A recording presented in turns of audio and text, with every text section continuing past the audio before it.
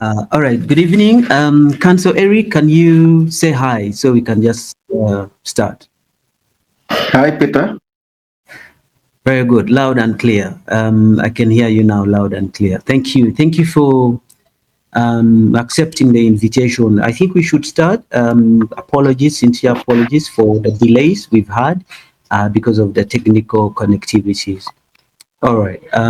So in just 1 minute, we should be in position to start as the other speakers come on board. Thank you.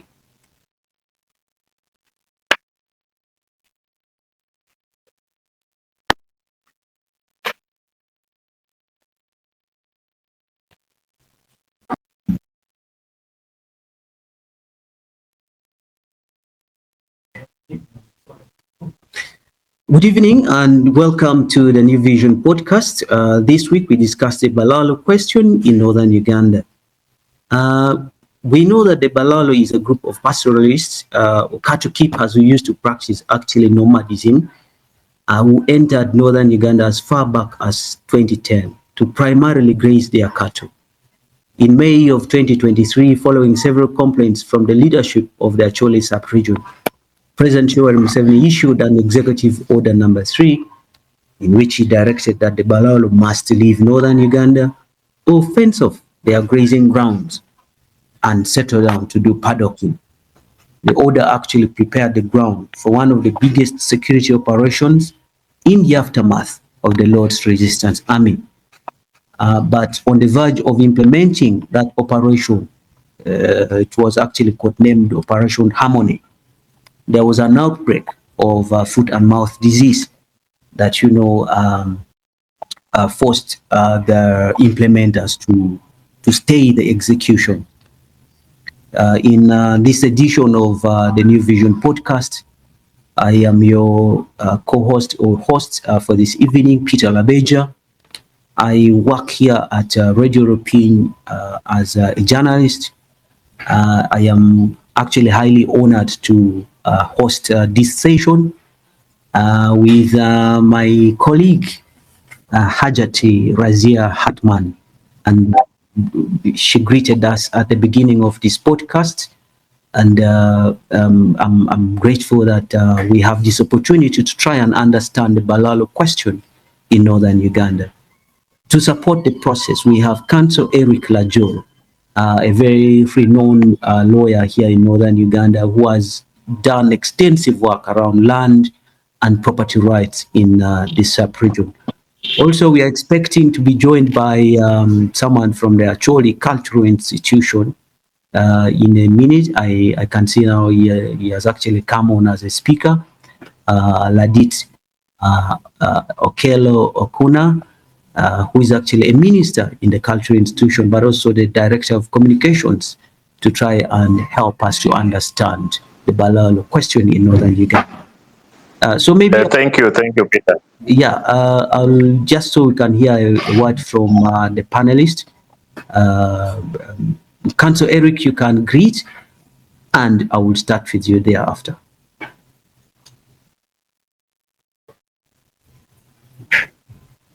Council Eric, can you hear me? Yes, dear listener. This is Council Eric Lajul from Gulu. I'm a consultant on land-related issues. I've worked closely with so many civil society organizations for almost a decade on land. Okay, thank you. Thank you for joining the panel this evening.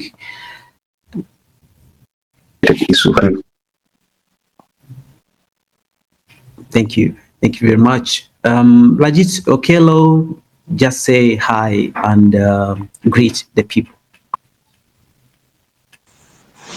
Thank you, Bwana Peter Labeja.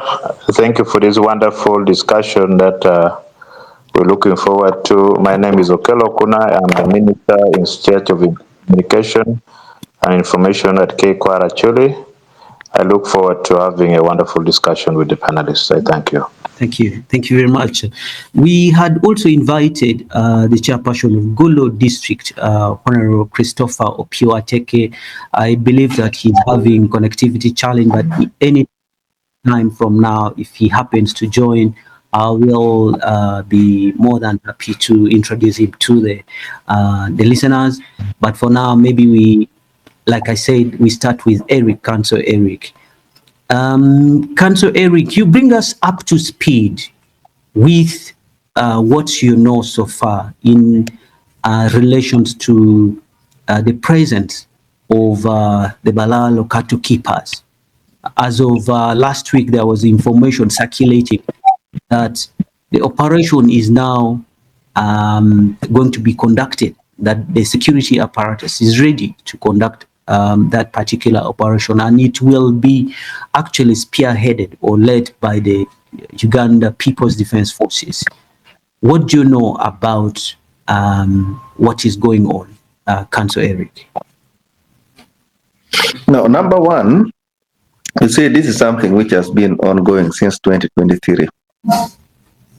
The conflict between the cattle keepers and then the indigenous communities in northern Uganda. It has been ongoing for so long to the extent that the president had to intervene and give executive order number 3.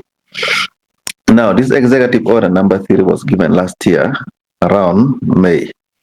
And in the executive order, there were conditions which were given to these cattle grazers in northern Uganda.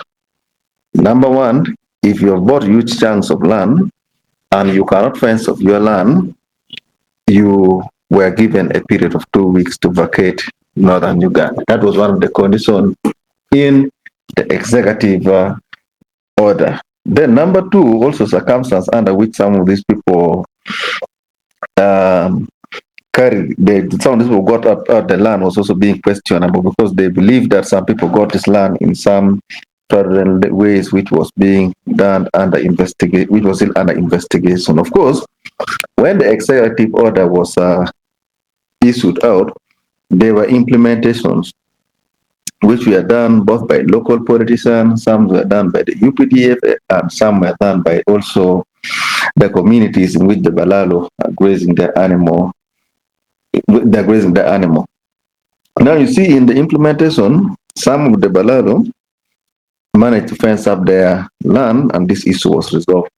Some people were physically evicted from northern Uganda by politicians and some local community who feel aggrieved by the act of the Balaalo. So we see this same issue coming up again on issues of the implementation of the executive order. And I see this time around is that to be implemented by the UPDF. Now the question which comes into mind is whether the issue of issuing the executive order and evicting Balaalo in northern Uganda is in conformity with the existing laws, norms, and customs written down. So currently what is going to happen, which we are going to see, is a legal implementation and unlawful implementation. How? Many times we have gone to communities where this Balaalo have bought land, some have fenced their land and some have not fenced their land. There are massive issues of classes between the communities where the Balaalo have bought land and the community where they are keeping out their animal. I'll give an example in one of the prominent villages. I think in the northern Uganda, the Balaalo are more prominent in Amur, specifically in Pogo sub-county. When you look at the entire sub-county, you feel that almost 90% of the land is now owned by the Balaalo. And this is where normally you see a lot of conflict between the community and the Balaalo. Then other area which are deeply infested by the Balaalo is Ukidi sub-county in Atiak. And then currently I am seeing part of Lakang sub-county, there's also high infestation of the Balaalo. So Peter, this is what is ongoing. The Balaalo also have their complaint. The indigenous community also have their complaint. And I think just to highlight, that's why we are here in this forum. And this can now give a brief background to lay our discussion. What is the way forward? In the process of implementing these guidelines, are we going to violate their rights? Or in their stay, have they been violating the rights of the indigenous community? I think this forms the background of the entire discussion. Critical cases which are number one, from my experience, from the local community, the Balaalo came, the Balaalo, their biggest claim, number one, is theft of their animal. In almost all these police stations, when you go, you realize the Balaalos have reported cases of the local community stealing their animal. Number two, the Balaalo also complained of malicious damage to property. This includes sometimes cutting your cow, sometimes destroying your fence and everything. Number three, which is also the biggest complaint from the Balaalo, is double dealing. You find that someone from the local community will sell land to one Balaalo. If another Balaalo comes with another bigger offer, will again sell land to that Balaalo. So you find that now these are the complaint which normally comes from the Balaalo against the local community. However, there are also issues of hostility, fighting, but this is not so much concern. Now, from the local community, they claim the Balaalo are land grabbers, which to some extent is also true. I'll give an example. In one of the sub-counties in northern Uganda, the Balaalo was buying the land in Eka, AC. But in the agreement, it was written that the Balaalo was buying the land in hectares, and it was not interpreted to the local community. So at the end of the day, the Balaalo has bought 400 acres of land, but when he came for demarcation, he wanted to take 800 acres of land. So the local community, number one, they complained that this Balaalo, sometimes they over-squeeze them in the process of buying the land, and sometimes they even grab beyond what they have bought. Secondly, the community also complained that sometimes a Balaalo can give you a deposit on your land on condition that you allow him to bring his animal. After they bring an animal on your land, they will now not pay your deposit. And these are some of the reasons why you see now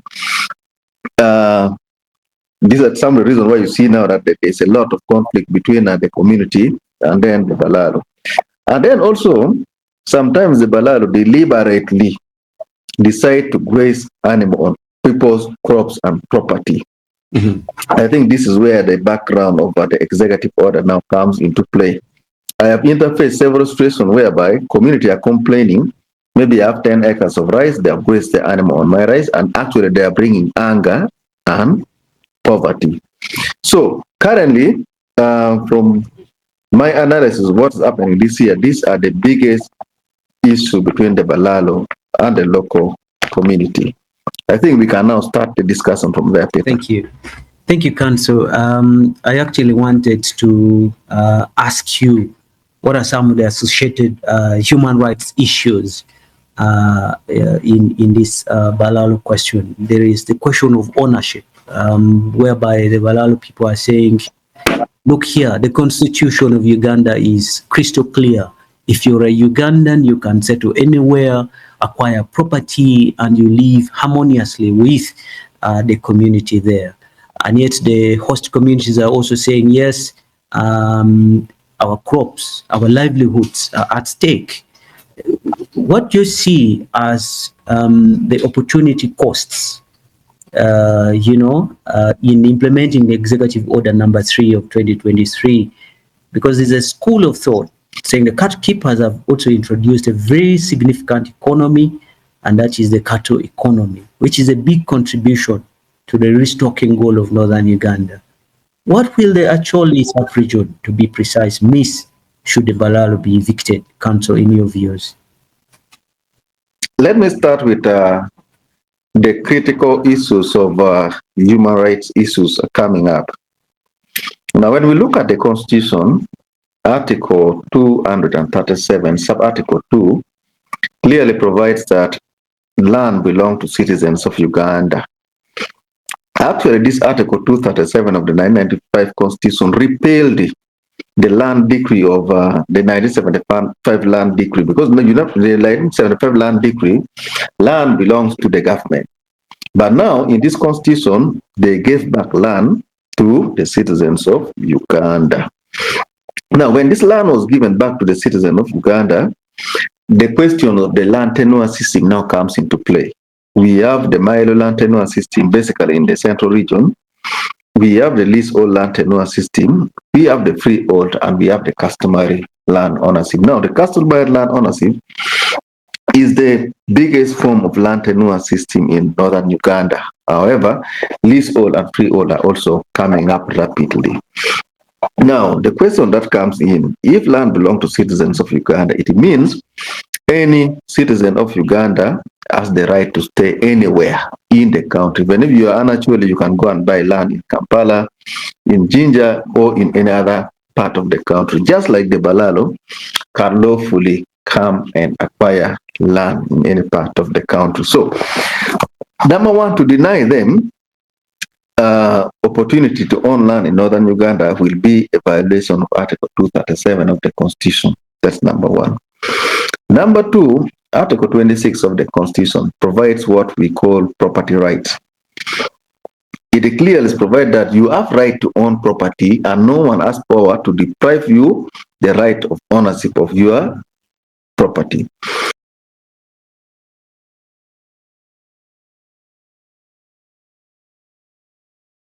It gives us adequate and fair compensation. Means if you're compensated adequately the value of your property, yes, then they can now take it up. Then number two, in the interest of national security, like for instance, you have seen there was war in northern Uganda, and some people gave up their land for IDP camps. Now, if the executive order are saying after 2 weeks, these Balaalo are supposed to leave northern Uganda.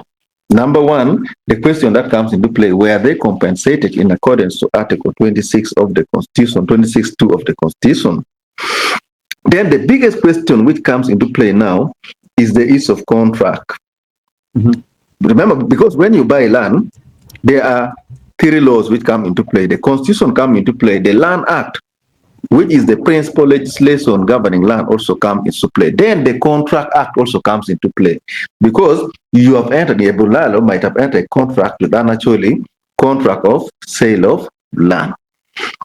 But you see, even if they have entered into contract of sale of land, in the contract there are circumstances we can leave, repudiate, or let the contract to come to an end.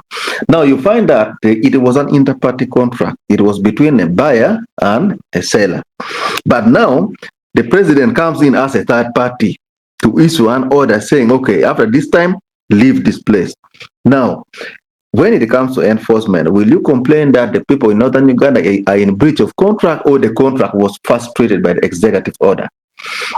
And if the Balaalo is to claim back for his money, which he used purchasing the land, will he claim from the government or from the person who sold the land? This is a very critical question that might be answered. And our listener, assuming you've entered into a contract with someone, you've bought the land, everything is working on in and out, and in any sale agreement, you clearly stipulate that in case I cannot take ownership of the property, my money must be refunded. But in this case, the person has given you the land, but a third party, which is the government, has come up into play and say, okay, here are my conditions. If you cannot fulfill, leave the land. You are land grabber.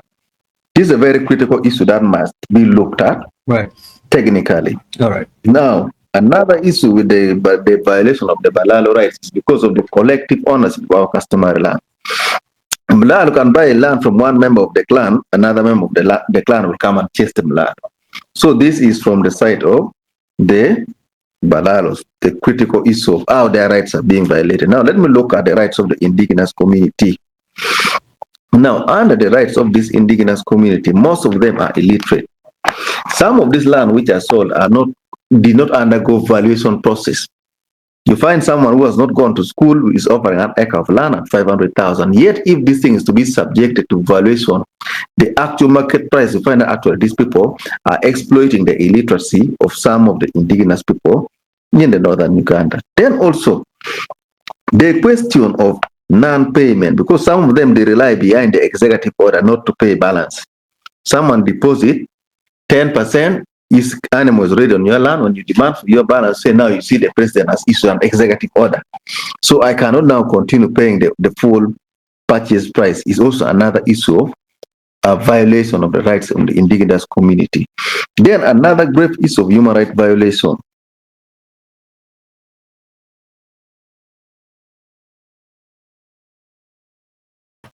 Yes, Council, as you conclude in 1 minute, please. So these are critical issues of human rights violation that we need to discuss as a team. Right. Thank you. All right. Over to Mr. Okello now. At the initial, coming of the cattle keepers to northern Uganda, there were concerns about herds of cattle invading some of your cultural sites, spread across the region. What would you like to contribute to this discussion from the perspective of the cultural institution in 3 minutes? Yes, thank you, Omera Peter. Peter, when these Balaalo herdsmen were coming, nobody even knew that they were being brought into Acoli land. It was kind of a willing seller, willing buyer arrangement. Not, not until when the Balaalo started misbehaving. Acoli community is such a hospitable society that I know of. They are so welcoming, they are so embracing, they have always kept people whom even they have never met before. So when the Balaalo herdsmen came into Acoli land, they were given places to stay in, not until when these guys started misbehaving, among which they started grazing their animals onto people's farms.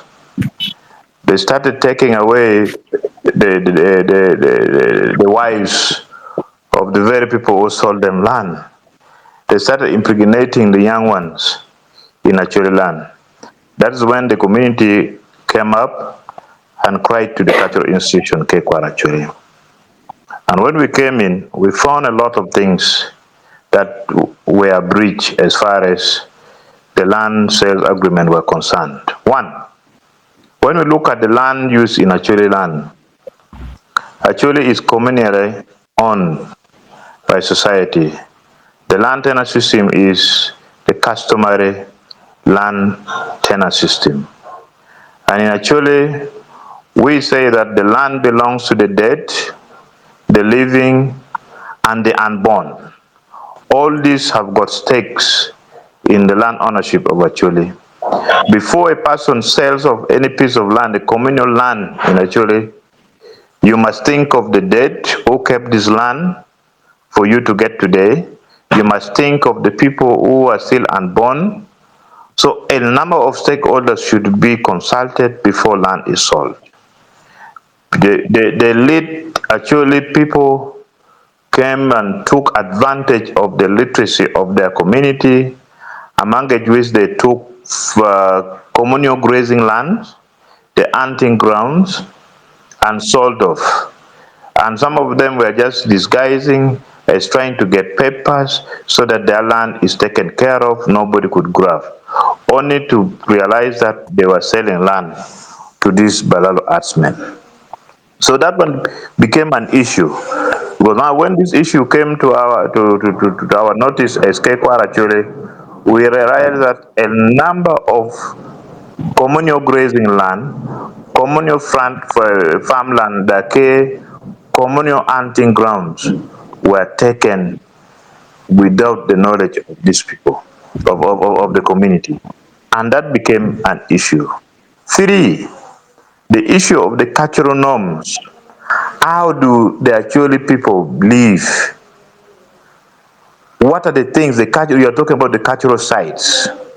We've just seen in Amoro, in Opara sub-county, a group of Balaalo herdsmen bought a huge chunk of land. They haven't barricaded the roads. That for you to access the road that side, you must first get permission from them. What an embarrassment that is. People cannot even visit their cultural sites to perform some rituals that are in line of our culture. That became an issue. The fourth issue is there were some pseudo agreements that the Balaalo herdsmen and the community reached out to. Council talked about people buying land in acres, and yet in the actual sense, they now come with the land title in hectares. our people are not used to the GPS system of land survey. Somebody will tell you from here to the other side, I think approximately about 50 acres. Somebody with the Balaalo Artsman will come with his GPS, puts there, and the thing is after around 150 to 200 acres. They don't declare that, and the entire chunk of land is taken. Another issue that came on board was the issue of hiring, because some of our elite boys, Councillor Jul, your lawyers also let us down. They come and write agreements instead of saying this is hire agreement, that somebody is going to pay this amount of money and we hire this land for this period of time. The local person knows that his land is being hired, but in agreement, in actual sense, they have not put the contract of purchase, and then somebody runs with it to the bank, and these are how people have been a kind of defrauded. Another issue is currently the paramount chief of Acoli, Lord David Nenachan II, and the entire Kekwar Acoli are taking tours in the entire 57 chiefdoms in Acoli. And what we came to realize is that there is indiscriminative cutting of chiana trees, the yard trees, which are a delicacy in our Acoli, is a preserve of the trees that we don't even tamper with anyhow. We went to Koyo in Pade, they have cut down a number of them, and the community is up in arms against that. And the most painful thing, Bonapita and and our listeners, is that these artsmen are trying to deprive our community of livestock farming. It is happening in Ngulu district, in Palaro, whereby if they come across your bull moving, because our people, you know, during the dry season, we always leave animals to graze on their own. They go drink water, then they come back home. When they come across a bull of any person in the community, they cut off the testicles. If you're lucky, you will find your bull still bleeding alive. You'll go slaughter, sell, and maybe make money, get some little money out of it. If you're unlucky, you'll just find the carcass of the bull. And how do we really live? And the community say, these are the people we have given land to, and you see what they are doing to us, which is so unfortunate. Then finally, there is beating of locals. It just happened in Amuru district, whereby a community, I think some families whose lands, whose gardens were grazed on by the Balaalo cattle, when they reported to LC and they complained, just recently, if you, I think when RDC was on Radio European this morning, RDC Ucheng Osborne, they rounded up this guy, the one whose garden was was eaten up by the cows. They beat him very well and even broke one of the fingers. Just imagine this kind of heinous treatment. Now, coming to the issue of human rights, I heard counsel talking about human rights. If you read the presidential or executive order number 3 of 2023, how did he define the Balaalos? Are these Ugandans to start with? In that executive order, he defined the Balaalo as a stubborn nomadics who moved all the way from Tanzania, Rwanda, in the Congo, and he came to Uganda. These are not Ugandans. According to executive order number 3, if you read that very well. So when you're talking about the rights of Ugandans being violated, it is the right of the Acoli people being violated. So these guys do not have anything whatsoever, because you cannot move to South Sudan, for example, to go and buy land there and do whatsoever. So it is incumbent upon government of Uganda to ensure that our natives, the Acoli people, are protected whatsoever from this kind of attack, kind of degrading, kind of playing around with our cultural norms. Yeah, thank you very much for the contributions. I just wanted to interject and say that some of the issues you've mentioned, I believe, are matters of investigation by police. because I mean crimes True. happen in any society. Have some of these True. cases been registered with the police for investigation? What do you know? Yes, yes, they have been. They have been registered with the police. But as the saying goes, he who has the money will always carry justice at the end of the day. In the case of this man whose finger was broken, they reported, he first went to the LC, reported to police, and I think the RDC stated very well, some arrests were made, and I think the law will take its Thank you. course. That is Yeah. how. Sorry, you could conclude, but I wanted to say that it's unfair for us to be, the judge in our own cases. If we've registered those cases with the police, let's allow the law to, take its course, but also police to investigate. No, Bonabeja, yes, we are not being judges in our own case. In this case, a crime was committed. The culprit is known. Because a finger is broken and somebody saying it is Labeja who broke my fingers. What else do you still want? Yes, just finally. Yes, just Yes, sir. finally. Actually, community, like I said at the beginning of my communication, we are very hospitable, we are very welcoming society that we know in Uganda. Gulu City as a community, as an administrative unit, it is a cosmopolitan city. We have got all tribes living in Gulu City. In Amuro, everywhere in Acoli land, we have got people who are living harmoniously. Some of non-Acholis have bought land and they're living with the community. Let us respect the norms and the custom of society that you live here, that you come into. There's this famous saying, when you go to Rome, you behave like the Romans. Thank you. And that one, if that is done, will be very well acceptable by our community. But government, all in all, if the presidential order now, this order that has come in, whoever is giving them order to get out as the president. I heard yesterday, but one on NTV, they're saying they should be compensated. The government has got all the powers. If the government says leave, please let the Balaalo Asmen first leave Acholi land so that we organize ourselves. Nobody should take advantage of our people because we have been marginalized. We have been in this war for the last 2 Thank you. decades, Thank you very much. and people are so impoverished. Nobody should take advantage of them. I thank you. Thank you for the contributions. And I think I will, at this point in time, You're welcome. open up the floor to those who are listening to us who would like to contribute. This is an edition of the New Vision podcast. It's a weekly production of the New Vision, coming your way every Tuesday. Between 8 a.m. and 9 p.m. This evening, we are actually interested in the perspectives from northern Uganda on a group of herdsmen commonly known as Balaalo. They've been told to settle down and do paddocking, and many of them actually bought land. They fenced off, they provided water for their animals, and yet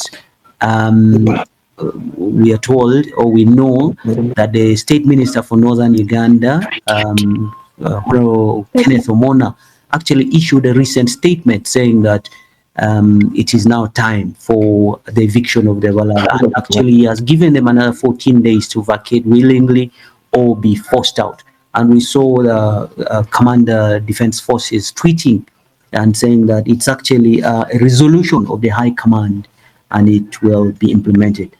He said that he will actually come personally to northern Uganda to oversee that operation.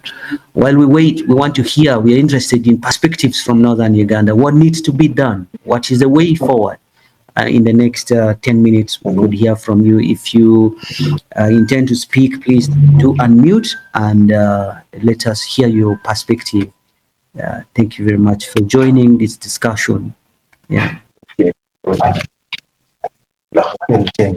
You could unmute and speak. I see Polymath. Polymath? Yes, Polymath. Yes, please. Thank you. Thank you very well. Thank you very much, the host. My name is Polymath UG, also known as TG Laterlock. I want to thank very much the spokesperson for the de facto uh, actually Kekwar actually for actually giving us a very good background of the problem. He actually summarizes most of uh, the problems that the contemporary problems that we are having as far as the Balaalo invasion, I call it invasion in Uganda, in northern Uganda is concerned. I want to start with the definition of Balaalo. Even when we have the president trying to define Balaalo, his definition alone exempts the people who are the true problems in this northern Uganda. He calls them people who are not from they are from Tanzania. They are indisciplined herdsmen from Tanzania and other parts of East Africa, but that have come to Uganda. And then now when we begin to look at the true Balaalo existing in northern Uganda, basically all of them have national ID for Uganda. So the definition of the president does not really match the actual definition of the Balaalo that we believe is our problem in northern Uganda. Because majority of them have national ID, some have dual. You find them in national ID of Rwanda, national ID of Uganda. But what I'm saying is, for us in northern Uganda, as actually, we define Balaalo as any non-native herdsman. I don't know whether you're listening to me. We are Any following you. non any non-native herdsman who has just come and occupied a chunk of land under unclear circumstances and is grazing in Acholi sub-region, to us we consider them as Balaalo. That means the presidential definition must include our own definition, because the problem we are actually facing are not the Balaalos who people think they are not Ugandans. These are the Balaalos who have national ID for Uganda. And therefore, the definition should include them before even eviction starts. Our biggest problems are those ones who, how is it possible that non-Ugandan wield guns Thank you. in the Thank you very wilderness much. of In the Acholi? interest of time, your point has been made and clearly understood. Thank you very much. I see a hand from Jalis. Actually, it's okay. Thank you. Thank you for your contribution. Jalisco, yes, please. Over to you, sir.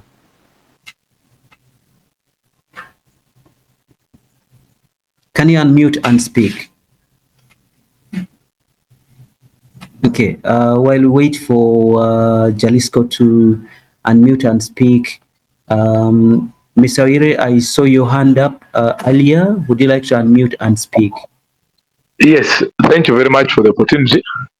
I am Oyile from Oyam district. For me, there are a few perspectives I want to add on so that can be discussed. The first Balaalo question, I think, that happened in northern Uganda was in 2005. And it happened in Apache district. There's a ranch called Maruzi Ranch. It just sits at the border with Masindi. You cross through the bridge. I think at that time, the ranch, the government was not investing in, but the Balaalos were the first to invade it. And these ones who invaded it were really connected. They had their guns and their cows. And I think I remember at that time the war was still going on. They couldn't cross to that side of Acholi because the gun just went silent in 2007. So at that time, I remember the politicians at that time mobilized the community. It became a very nasty thing. It became tribal. They mobilized the Lango, and they went and nearly people fought, and the Balaalos later had to cross back. But this was a government land. But these ones, the local community felt because there are some grudges which are not being brought out. I think this thing is more political. Acholi, when you look at Acholi Teso, that belt, believe that they lost cows in 1986, 87, 88, when government changed. That sentiment is still there, and actually I've seen today Bobby Wine was in Teso trying to give back some cows to the community. So there has been compensation issues, and that doesn't sit well with the people when they see the Balaalos. For them in the northern Uganda, they equate them to be the Museveni himself, that these ones have cows, Here was a community that had cows historically, but they lost the cows when the government was changing to the Karamojongs, and even they point fingers at the government of the day when it entered there. So those, if they want a peaceful existence, if the compensation for the cows of the people of the north is done, and the local people also can live side by side with this one grazing, there will be equity. So when you look at Apache today, I went there. The ranch now has been given to Nagrik, to a certain Indian who is growing palm. Can you guys hear me? Yes. Maybe you Yes. want So to. the ranch has been now divided because there's another issue which is in Apache there. So the ranch has been divided, but bigger chunk is not being used. But apparently, there are people in the military with their cows. They graze inside there. There's a place when you go to Ibuje, Tarogali. There's a guy who is a captain. His cows at one time was grazing in 4 acres of beans of local people around Ibuje. And the man, when the local people approached him for compensation, he told them he can only give them 1.2. And the guys were like, how can 4 acres be equivalent to? So they felt like there is an inferiority. One is superior, one is not, one is very inferior. And Okay. people became better. And that undertone is going on. So for me, I think as a northerner, I think it's also not good, even as we have our children living outside the north. When you look at Bunyoro, the Cholis, the Lango, they are the majority. So if we also don't want to appear that we don't want people in northern Uganda, because we have so many of our people outside northern Uganda. Yeah. But how can we coexist? There should be that equality. And that equality will only come when government can sort that political question, compensate the northerners with their cows. When people are economically empowered, and me, I want to sell my land, it will be now on the willing buyer, willing seller. But like that gentleman has said, you are buying an acre at 500, someone is desperate. It creates that political undertone. And I'm sure this executive order has come because we have election which is coming on. But we need a sustainable, we need how to sort out this. Northern Uganda, which has suffered, the Cholis have been in the war. Time will Up to end it there. Thank you. Yes. Let me give an opportunity to an Hartman who could by chance have joined this discussion to just contribute in 1 or 2 minutes. If you're a Balaalo or a listening to us right now, or a cattle keeper in northern Uganda, what's your view on this? How should this be resolved? What is the way forward? What do you see as a workable solution, to this discussion? You could unmute and speak. I see 2 more hands, but we're out of time. We have to end it at 9 p.m. I really appreciate all the contributions. So an opportunity for an Hartman, if you're in here, please unmute and let us get your opinion. Or maybe if you have an association with 1 or 2 of them, please, we'd like to hear your view. George, I see your hand is up. Mr. Ngola, are you having a connection? Do you share their viewpoints that you'd like to bring forth? Thank you, moderator. My name is George Olong, and I come from Oyam.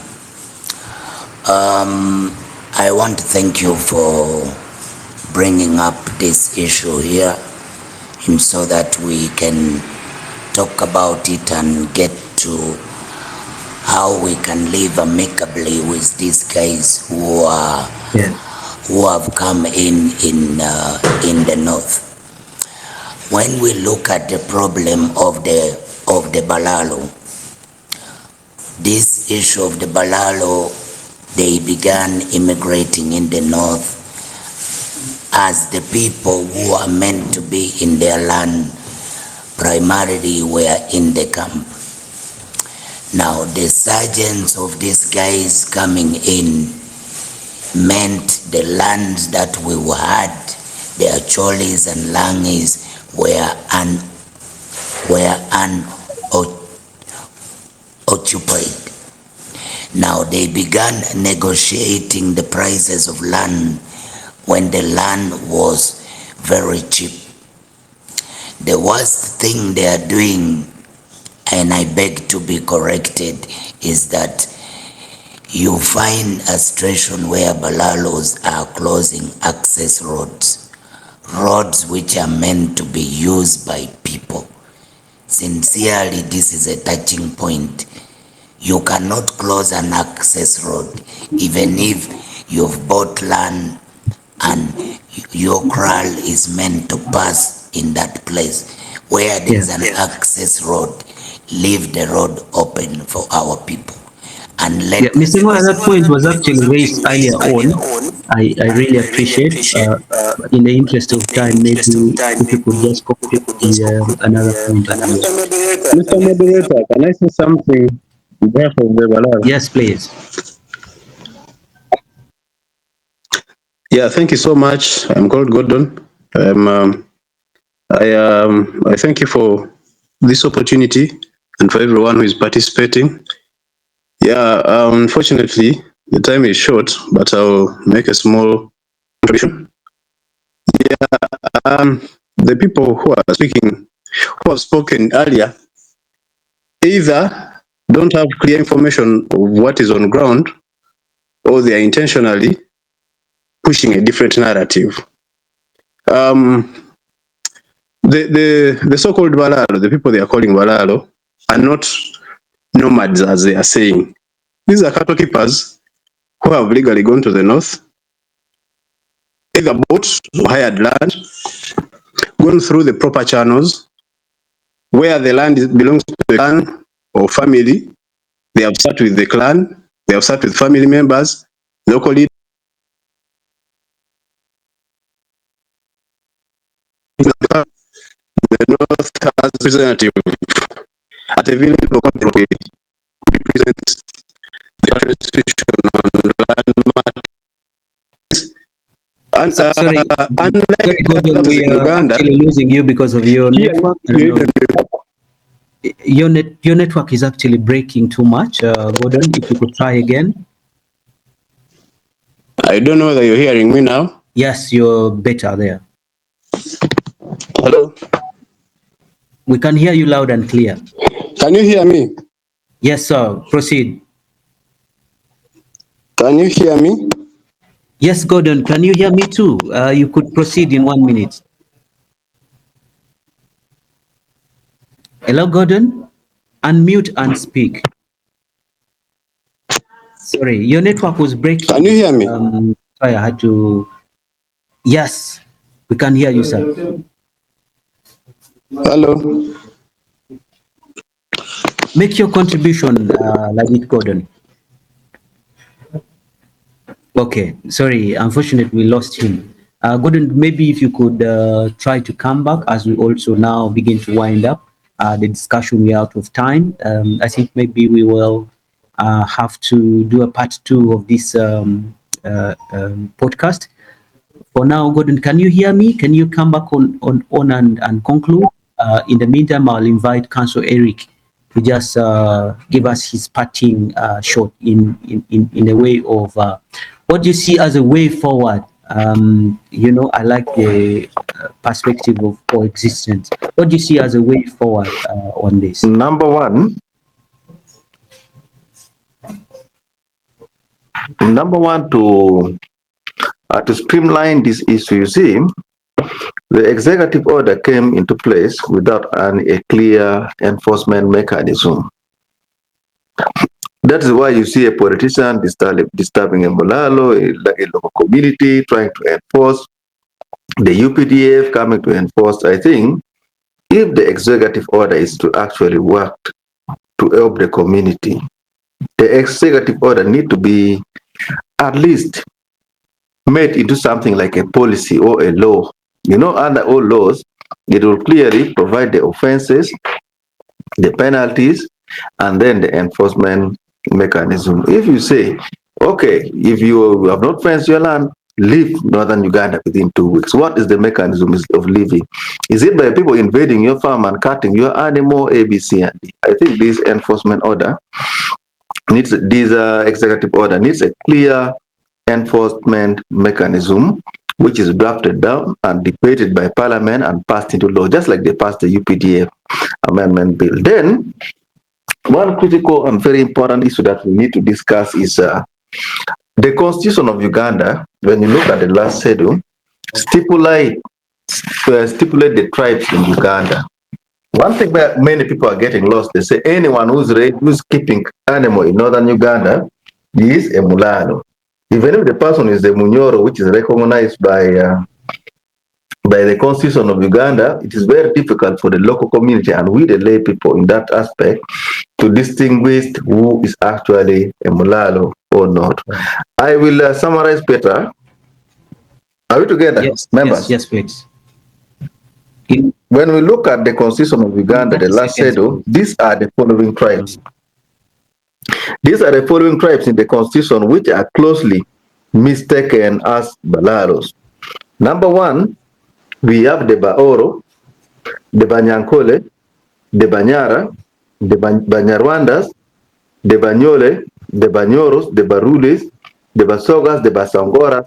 All these are tribes which are recognized by the Constitution as indigenous tribes of Uganda. But we have a misconception that anyone who's keeping long-horn cattle in large scale in northern Uganda is a Mbulano. I think this needs also to be streamlined. Maybe we do a registration and we see these people, where do they fall? Do they fall within the tribes recognized by the Constitution? So that sometimes we might be branding someone as a Mulalo, yet that person is actually not a Balalo. Yes.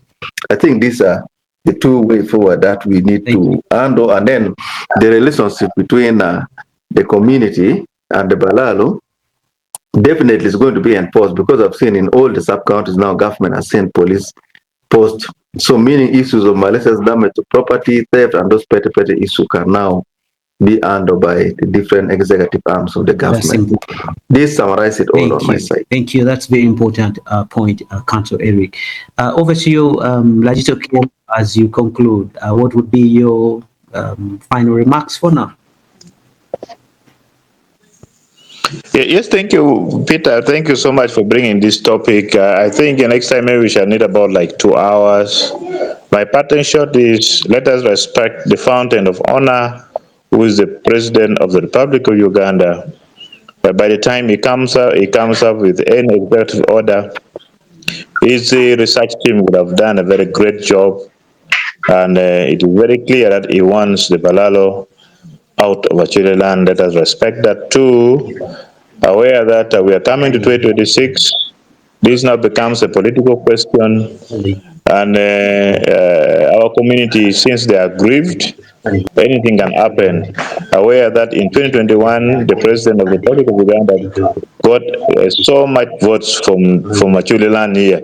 So it's time for NRM government to consolidate that, and they should take it seriously, ensure that these guys get out of Acoli land, aware that finally, actually in the 50s, the 60s, and 70s, we were the biggest herdsmen in Uganda. Now our community do not have anything like livestock. It's high time even we restock, and then we get our wealth in the livestock. I thank you. Thank you very much